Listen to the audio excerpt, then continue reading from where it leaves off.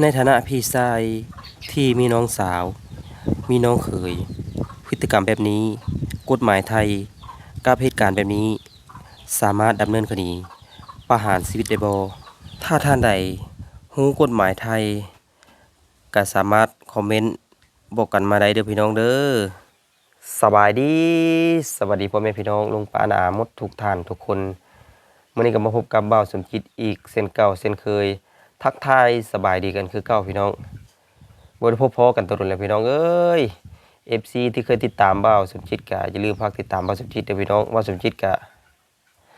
สิเริ่มมาทำคลิปอีกเนาะพี่น้องเพราะว่าอันนี้เว้าจากใจจริงที่ว่าบ่าวสมจิตเป็นพี่ชายที่มีน้องสาวที่เคยไปทำงานอยู่ฝั่งไทยเกิดเหตุการณ์แบบนี้ก็ถ้าว่าถูกพี่ชายคนใดก็ความรู้สึกก็ถือว่าเสียใจบ่ต่างกันเนาะพี่น้องเพราะว่าเคสนี้เป็นเคสที่น่าหดหู่ใจ อ่าคนที่อยู่ใกล้ๆบ้านบ่าวสมจิตเนี่ยพี่น้องที่เกิดเหตุการณ์แบบนี้เฒ่าต้อมแล้วก็น้องแรมเนาะพี่น้องคนสปปลาวไปทำงานอยู่ทางฝั่งไทยไปสร้างผันไปเฮ็ดเวียกนำกันแล้วอยู่ทางฝั่งไทยแล้วเพื่อหาเงินมาเฮ็ดเรือนเฮ็ดศาลให้พ่อให้แม่เนาะพี่น้องพ่อแม่ก็เฒ่าแก่แล้วชีวิตของเขาเจ้าก็สิบ่ต่างหยังกับชีวิตของบ่าวสมจิตแล้วก็น้องรัตตอนไปทำงานอยู่ฝั่งไทยหั้นก็ก่อนสิก้าวขาออกจาก บ้านก็ต้องตั้งความหวังไว้แล้วว่าเฮาไปเฮาสิเฮ็ดเวียกหยังเฮาต้องกัดฟันสู้ถึงที่ทุกข์ที่สุขก็ต้องกัดฟันสู้นำกันถึงว่ามีการผิดใจกันเนาะพี่น้องก็ต้องให้อภัยซึ่งกันและกันเนาะพี่น้องเพราะว่าเฮาไกลจากพ่อจากแม่แต่ว่าในเคสนี้เท่าต้อมกับน้องแรมเพิ่นไป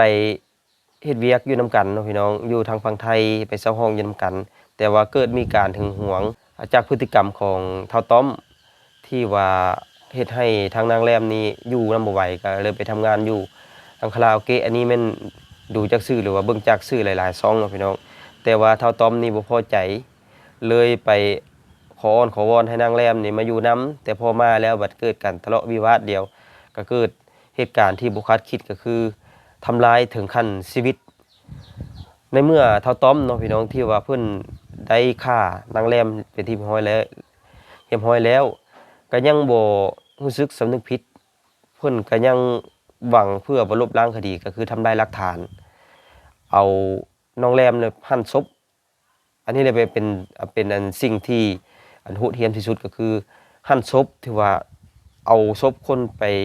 ตัดเป็นชิ้นใส่ถุงยางดำแล้วไปทิ่มอยู่ถังขยะไปทิ่มอยู่คลองน้ำ เพื่อทำลายหลักฐานเพื่อบ่ให้ตัวเองครับผิดเพื่อให้ตัวเองถึงรอดจากคดีนี้แต่ว่าในคดีตัวนี้เนาะพี่น้องถ้าเกิดอยู่ฝั่งลาวนี่ก็บ่แน่ใจว่าสิสืบทันอยู่บ่แต่เกิดอยู่ทางฝั่งไทยนี่บ่เกิน2มื้อเนาะพี่น้องจากการรายงานจากการรายงานของพี่ชายหรือว่าอ้ายที่ว่าแจ้งต่อเจ้าหน้าที่เนาะทั้งคำให้การของพี่ชายเพิ่นก็ให้การกับตำรวจว่าน้องสาวได้โทรหา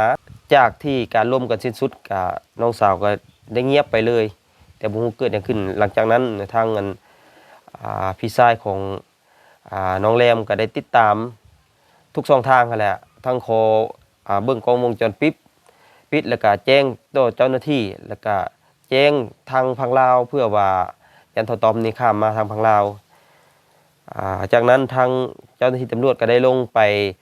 สืบสวนลงไปแกะรอย โอ้เพิ่นเฮ็ดละเอียดอีหลีพี่น้องยอมรับว่าเจ้าหน้าที่ตำรวจทางฝั่งไทยนี่เพิ่นสุดยอดอีหลีเคสนี้ถือว่าถูกใจประชาชนแทบทั้งประเทศเลยนะพี่น้องที่ว่าอ่าเจ้าหน้าที่ตำรวจไทยเพิ่นทำงานได้ดีบ่ว่าจะเป็นอ่าชุดสืบสวนหรือว่าขนาดว่าคนที่เสียชีวิตแล้วเพิ่นก็ยังบ่ได้ด้อยค่าเพิ่นก็ยัง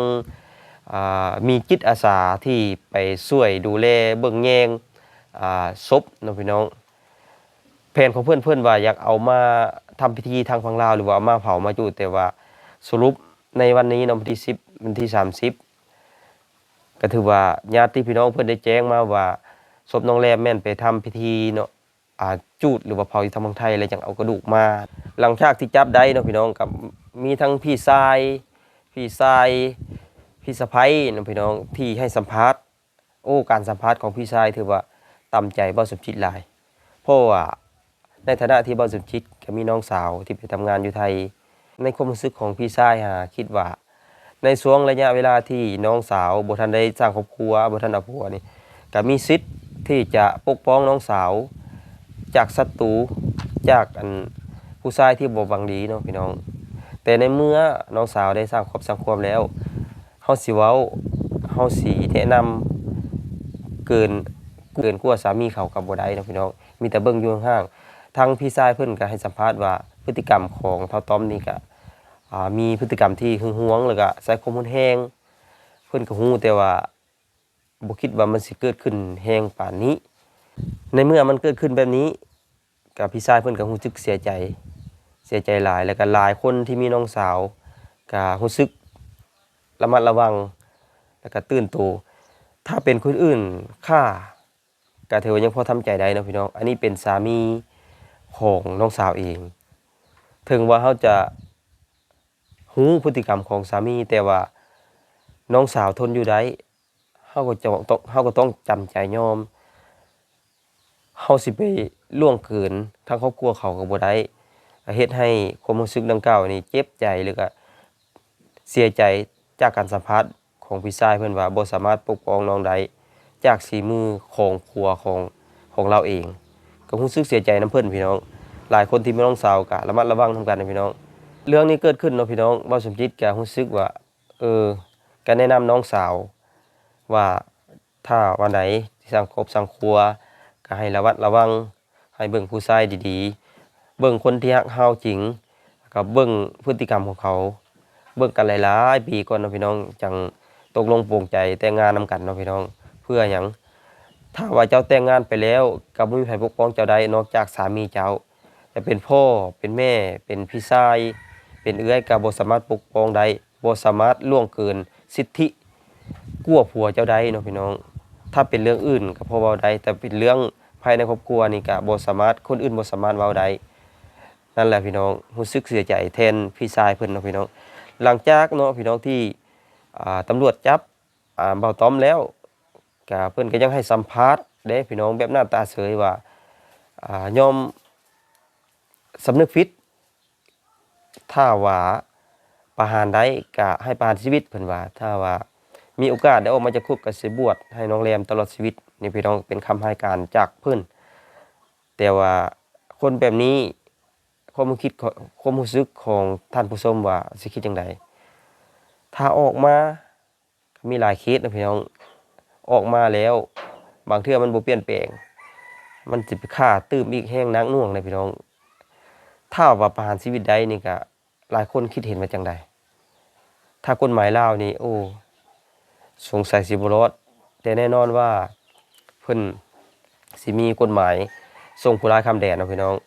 ถ้าว่ามีอาจจะมาติดคุกอยู่ทางฝั่งลาวนี่ก็งานบรรลัยเลยพี่น้องก็เบิ่งกันต่อไปน้องสำหรับอาการทำพิธีทางศาสนาทางญาติพี่น้องน้องแรมเพิ่นก็อยากเอามาทำพิธีทางบ้านพี่น้องมีการพัวพันแต่บ่แน่ว่าใจว่าทางสถานทูตลาวเพิ่นได้พัวพันศพข้ามมาทำพิธีอยู่ฝั่งลาวบ่เนาะพี่น้องเฮาก็บ่ฮู้เนาะพี่น้องก็เลยบ่ขอเอ่ยถึงเนาะแต่ทางจิตอาสาทางฝั่งไทยเพิ่นก็อยากมาส่งศพน้องแรมจนฮอดบ้านพุ่นแหละแต่ว่าในท้ายที่สุดอัปเดตวันนี้นะพี่น้องก็ทางญาติพี่น้องเพิ่นได้ชี้แจงมาว่าสำหรับศพน้องแรมเนาะพี่น้องแม่นบ่ได้ข้ามมาทางฝั่งลาวแม่นทำพิธีจูดหรือว่าเผาเนาะพี่น้องอยู่ทางฝั่งไทยเราจังเอากระดูกกลับมานะพี่น้องเบิ่งความรู้สึกเสียใจกับเหตุการณ์แบบนี้พ่อแม่พี่น้องญาติถือว่าทำใจได้ยากแต่ก็จังไดก็อย่าเคสนี้ก็ขอให้เป็นเคสสุดท้ายเนาะพี่น้องที่คนลาวไปทำงานอยู่ฝั่งไทยเกิดเหตุการณ์แบบนี้เฮาไปภาคความผันไปหาเงินหาค่ำบ่แม่นสิไปสร้างความวุ่นวายแล้วก็เคสหลายๆเคสบ่ว่าจะเป็นเคสวัยรุ่นวัยหนุ่มเนาะขึ้นขนองที่ไปทำงานอยู่ทางฝั่งไทยแหละสู่ความอวดความเก่งความสามารถบ่ย้านไผอย่าสุเฮ็ดเด้อพี่น้องเด้อไปบ้านเพิ่นจังใดก็ตั้งใจหาเงินหาคำงานดีๆสิมีเงินแล้วก็พันเฮ็ดเนาะพี่น้องถ้าว่าได้เงินได้คำแล้วก็กลับมาบ้านเฮาถ้าไผอยากอยู่พุ่นก็ อยากทำงานอยู่พุ่นก็แล้วแต่สะดวกสบายแต่ว่าจะสร้างความวุ่นวายให้บ้านเพิ่นเนาะพี่น้องก็บ่สมจิตก็อยากเว้าหลายจังหน่อยเนาะพี่น้องดนแล้วบ่ได้ทักทายสบายดี FC เคสนี้ก็ขอให้เป็นเคสสุดท้ายพี่น้องถ้าท่านใดมีความคิดเห็นอย่างใดเกี่ยวกับเรื่องนี้หรือว่าใครมีข้อมูลอ่าใหม่ๆสามารถอัปเดตให้เบ้าสมจิตได้เนาะพี่น้องสำหรับคลิปนี้ขอกราบคำว่าสบายดีสวัสดี